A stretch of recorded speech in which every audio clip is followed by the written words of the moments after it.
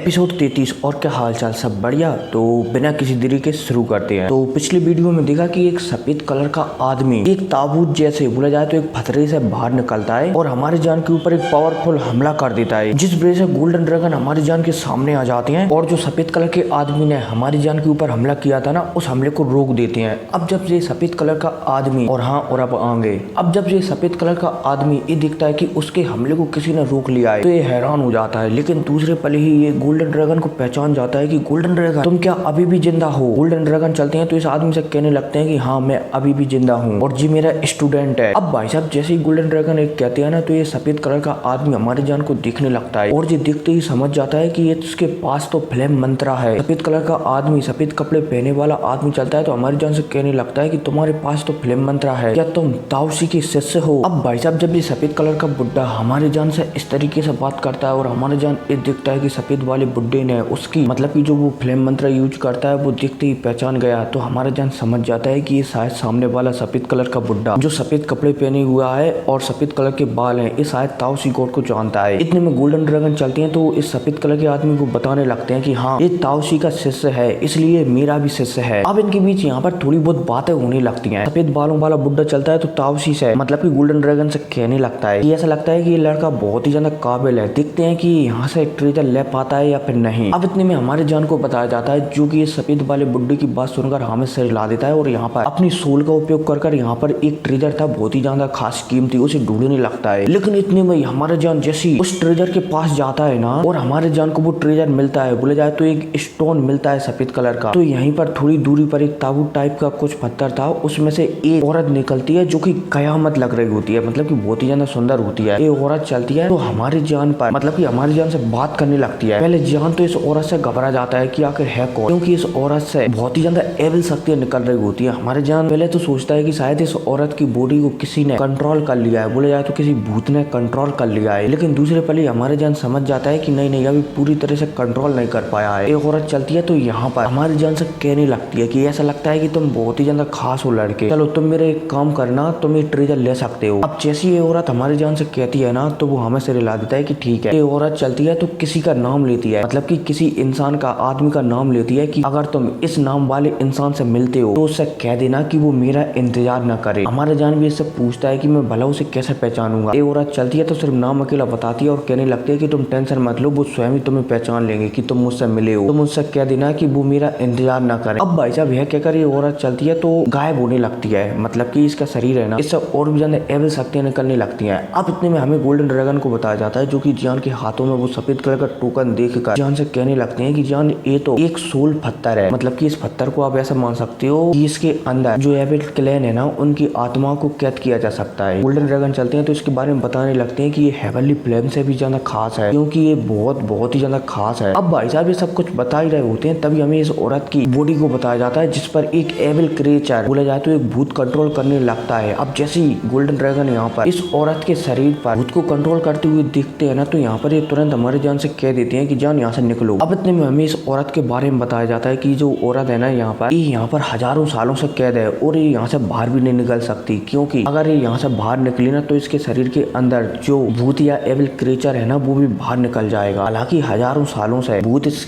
औरत की बॉडी पर कंट्रोल पाने की कोशिश कर रहा है, लेकिन इस औरत ने उसे कभी भी अपनी बॉडी पर कंट्रोल नहीं पाने दिया है। लेकिन अब जब इस औरत की पूरी इच्छाएं पूरी हो जाती हैं, जो भी मैसेज इसे अपने प्रेमी के पास पहुंचाना होता है वो जान से कह चुकी होती है, इसलिए अब इसकी जीने की इच्छा भी खत्म हो जाती है, इसलिए ये अपनी बॉडी पर इस भूत को कंट्रोल करने देती है। अब जब गोल्डन ड्रैगन ये देखते हैं तो वे तुरंत जान से कह देते हैं कि जान यहाँ से निकलो। जान चलता है तो गोल्डन ड्रैगन की बात सुनकर तुरंत यहाँ से निकल जाता है। अब इतने में हमें इन सफेद कलर के एल्डर को बताया जाता है जान को यहाँ से भागते हुए देखकर जो मुंह फैन ने हमारे जान को एक गेट के अंदर भिजाया था ना, इस सफेद बालों वाला बुड्ढा चलता है तो इस गेट को तोड़ देता है ताकि जान यहाँ से निकल सके। जान चलता है तो गेट को टूटते ही तुरंत बाहर पहुंच जाता है। बाहर इसे यूरो और मुंह फैन मिलते हैं। जान चलता है तो इन दोनों को लेकर तेजी से यहाँ से निकलने लगता है और 2 मिनट के अंदर ही जो कुआं के अंदर हमारे जान था ना उसके बाहर निकल जाता है और दोबारा से गुफा में आ जाता है। जान चलता है तो इस गुफा से भी तेजी से बाहर निकलता है और दोबारा से खुले मैदान में आ जाता है। और यहाँ पर जब हमारे जान आसमान को दिखता है तो वो दिखता है कि पहले जो चांद सफेद हुआ करता ना वो अब लाल हो गया है। हमारे जान समझ जाता है कि एविल क्रिएचरों की जनसंख्या, मतलब कि आत्माओं की जनसंख्या बहुत ही ज्यादा बढ़ चुकी है, मतलब कि उनका पावर लेवल बहुत ही ज्यादा बढ़ चुका है। अब जैसे हमारा जान यहाँ पर आता आता है ना यूरो और मू फैन को साथ, तो हमारा जान चलता है तो और भी ज्यादा यूरो और मू फैन की सुरक्षा बढ़ा देता है अपनी हेवनली फ्लेम की सहायता से। क्योंकि यहाँ पर जितनी भी आत्माएं है ना, भूत वाली आत्माएं, वो किसी न किसी बॉडी पर कंट्रोल पाने की कोशिश करेंगी और हमारा जान बिल्कुल भी नहीं चाहता कि यूरो और मू फैन के ऊपर किसी का कंट्रोल हो। अब इतने में हमें दोबारा से एक शेर को बताया जाता है जिसके ऊपर एक लड़की बैठी हुई होती है। ये शेर चलता है तो लड़की से कहने लगता है,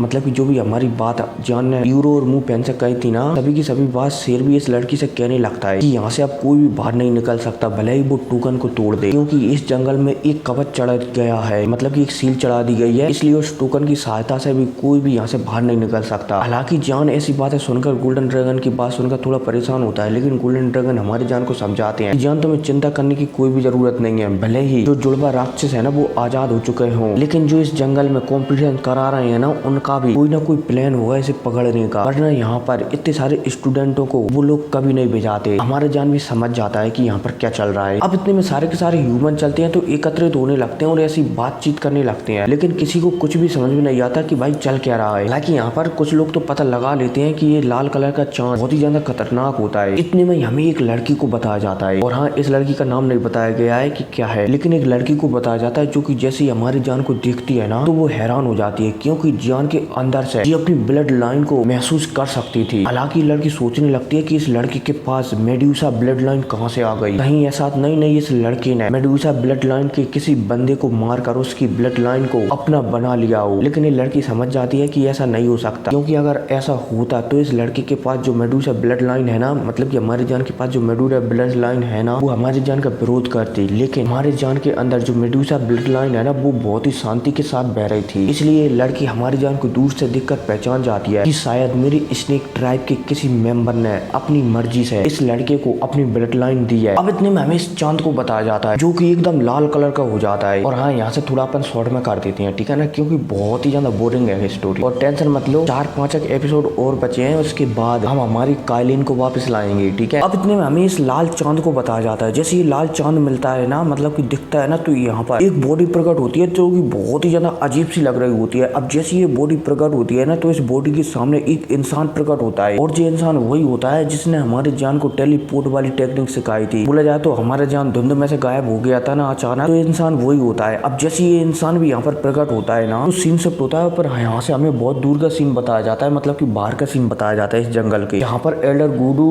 वुजियान और बाकी के लोग सारी आर्मी को लेकर इसी जंगल की ओर रवाना हो जाते हैं। अब दोबारा से हमें इसी जंगल का सीन बताया जाता है जिसने हमारे जान को वो पुटल वाली टेक्निक सिखाई थी ना, उस बुड्ढे को बताया जाता है जिसका नाम जिया यू था। जिया यू चलता है तो सामने जो डुअल सम्राट था ना, जिसने एक लड़की की बॉडी को कंट्रोल कर लिया था, उससे हमला करने लगते हैं, लगे तेरी लगे तेरी लगे तेरी, और डुअल सम्राट पर हावी होने लगते हैं, जिस वजह से अब डुअल सम्राट चलता है तो वो गुस्सा हो जाता है और आस पास में जितनी भी भूत वाली आत्माएं थी ना, सबको ऑर्डर देता है कि सबको खत्म कर दो ताकि मैं इन आत्माओं को खाकर मजबूत बन सकूं। अब भाई साहब, जैसी आसपास के राक्षस, बोला जाए तो वाली आत्माएं इनकी बात सुनती है ना, डुअल सम्राट की बात सुनती है ना, जो तेजी से स्टूडेंट और यहाँ पर जितने भी लोग आए थे ना, सब पर हमला करने लगते हैं, लगे तेरी, और सबको मारकर इनकी आत्माएं जो लाल चांद था ना उसके पास इकट्ठा करने लगते हैं। अब डुअल सम्राट चलता है तो इस लाल चांद की पावर लेता है और जो डाउडी की 7 स्टार पर था ना, वो 8 स्टार पर पहुंच जाता है। अब भाई साहब, इस वजह से जो जिया यू थे ना, जो इस डुअल सम्राट वाले राक्षस से लड़ रहे थे, उन्हें परेशानी होने लगती है। इतने में यहाँ पर और भी आ जाते हैं,